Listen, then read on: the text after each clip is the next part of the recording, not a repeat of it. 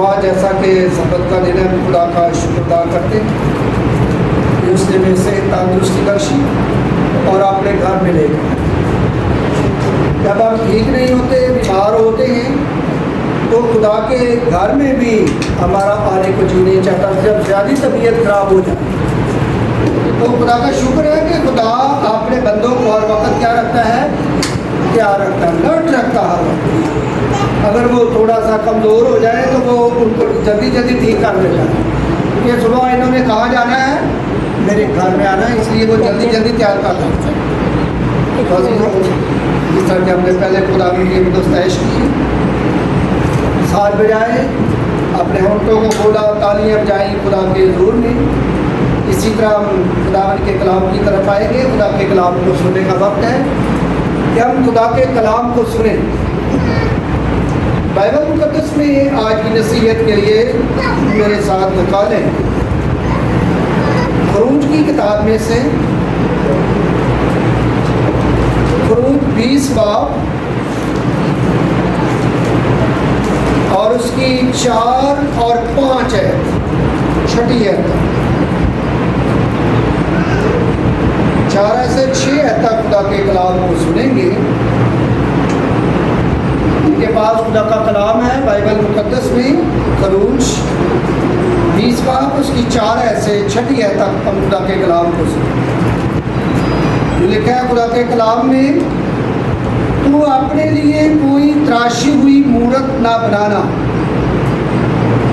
ना किसी चीज़ की सूरत बनाना जो ऊपर आसमान में या नीचे ज़मीन पर या ज़मीन के नीचे पानी में है।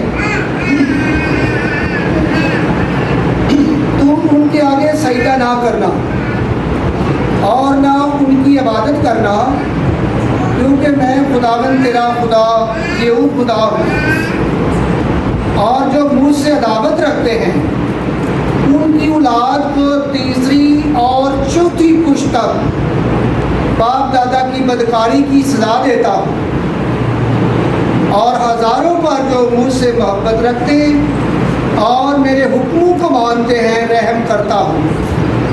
खुदावंद की बरकत इस कलाम के पढ़े जाने और सुने जाने पर उसकी बरकत हो। आज का जो हमारा टॉपिक है, मज़मून है, क्या बुत परस्त खुदा की बादशाही में दाखिल होंगे।